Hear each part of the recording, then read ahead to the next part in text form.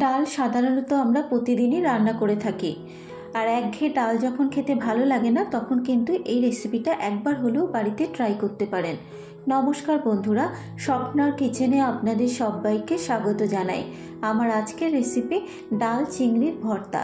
বানানো খুবই সহজ, আর গরম ভাতের সাথে এই ডাল চিংড়ির ভর্তা থাকলে এক থালা ভাত কিন্তু নিমেষেই শেষ হয়ে যায়। আশা করি রেসিপিটা আপনাদের ভালো লাগবে। যদি রেসিপিটা আপনাদের ভালো লেগে থাকে ভিডিওটাকে একটা লাইক ও শেয়ার করে দেবেন। তাহলে দেখে নেওয়া যাক আমার আজকের রেসিপিটা।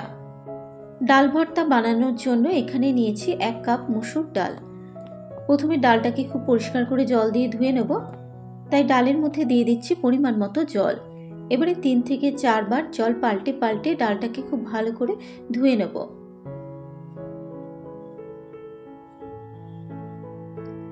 ডালটাকে আমি খুব ভালো করে জল দিয়ে ধুয়ে নিয়েছি। এবারে ডালটা সিদ্ধ হওয়ার জন্য ডালের মধ্যে দিয়ে দেব 2 কাপ মতো জল।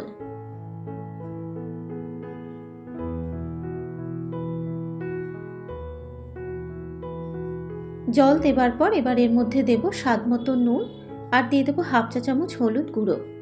নুন আর হলুদ গুঁড়ো দেবার পর এবার ডালের সাথে খুব ভালো করে মিশিয়ে নেব। নুন আর হলুদ গুঁড়োটা ডালের সাথে মেশানো হয়ে যাবার পর এবার একটা কড়াই গ্যাস ওভেনে বসিয়ে দিয়েছি। এবারে কড়াইয়ের মধ্যে নুন হলুদ মেশানো ডালটাকে দিয়ে দেব।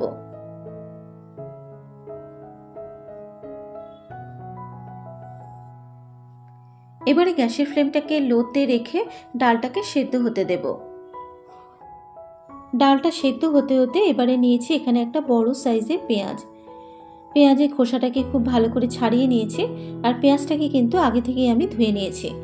এবারে পেঁয়াজটাকে মিহি করে কুচিয়ে নেব। এখানে আমি 1 কাপ ডালের আন্দাজে কিন্তু একটা বড় সাইজের পেঁয়াজ নিয়েছি।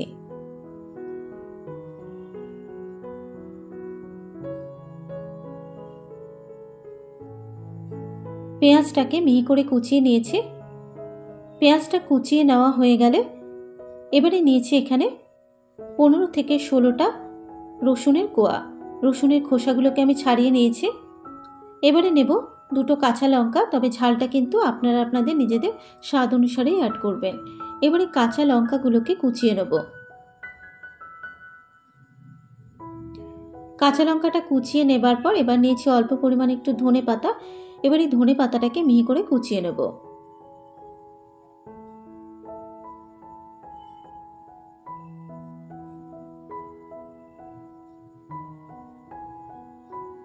ধনে পাতাটা কুচিয়ে নেবার পর এবার নিয়ে নেব এখানে 15 থেকে 16টা চিংড়ি মাছ। চিংড়ি মাছের খোসা ছাড়িয়ে আমি চিংড়ি মাছটাকে খুব ভালো করে জল দিয়ে ধুয়ে নিয়ে জলটাকে ঝরিয়ে রেখেছি। মিনিট 5 ডালটাকে আমি খুব ভালো করে সেদ্ধ করে নিয়েছি। ডালটা কিন্তু খুব ভালো মতো সেদ্ধ হয়ে গেছে। এবার এই সেদ্ধ করে রাখা ডালের মধ্যে যে জলটা আছে সেই জলটাকে শুকিয়ে নেব। ডালের মধ্যে যে জলটা ছিল সেই জলটা কিন্তু শুকিয়ে গেছে। এবার এই ডালটাকে একটা পাত্রের মধ্যে ঢেলে নেব।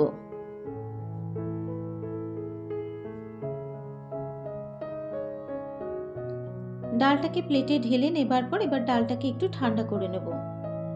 ডালটা সিদ্ধ হয়ে যাবার পর এবার কড়াইতে দিয়ে দেবো 2 চা চামচ সর্ষের তেল। তেলটা গরম হয়ে যাবার পর তেলের মধ্যে দিয়ে দেবো 3টে শুকনো লঙ্কা।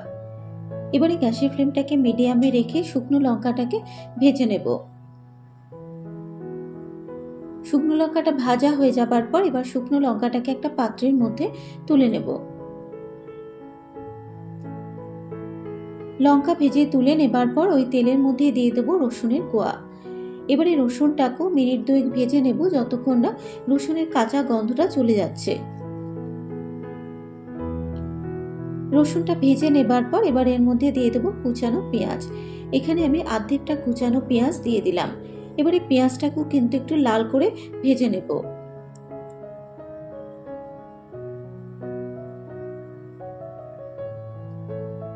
মিনিট 2 সময় ধরে পেঁয়াজটাকে লাল করে ভেজে নেবার পর এবার এর মধ্যে দেব চিংড়ি মাছ।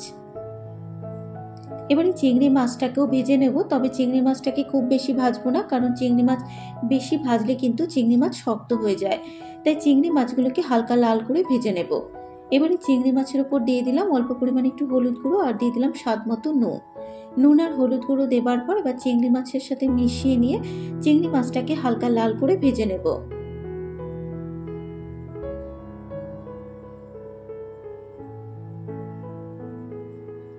মিনিট 3 সময় ধরে চিংড়ি মাছটাকে আমি হালকা লাল করে ভেজে নিয়েছি।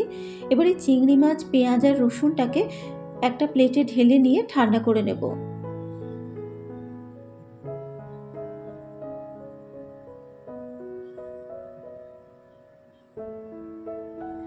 এবারে চিংড়ি মাছ, পেঁয়াজ আর রসুনটা ঠান্ডা হয়ে যাবার পর শিলে আমি চিংড়ি মাছ, পেঁয়াজ আর রসুনটাকে মিহি করে বেটে নেব। তবে আপনারা শিলের বদলে কিন্তু মিক্সিতেও চিংড়ি মাছের একটা মিহি পেস্ট রেডি করে নিতে পারেন।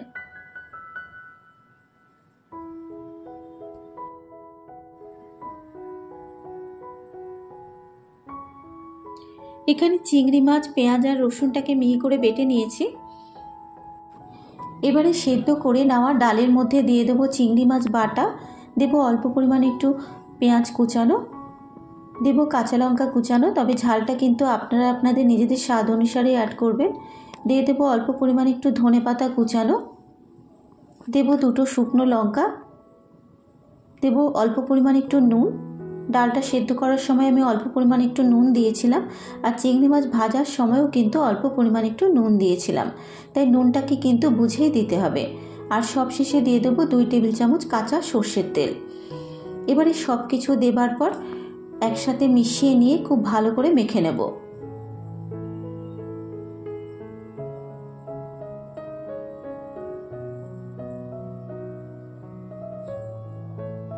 সব কিছু একসাথে মিশিয়ে নিয়ে খুব ভালো করে মেখে নিয়েছি। তৈরি হয়ে গেছে আমার আজকের রেসিপি ডাল চিংড়ির ভর্তা। আর গরম গরম ভাতে এরকম ডাল চিংড়ির ভর্তা থাকলে আর অন্য কিছুর কিন্তু দরকার পড়ে না। আশা করি রেসিপিটা আপনাদের ভালো লাগবে।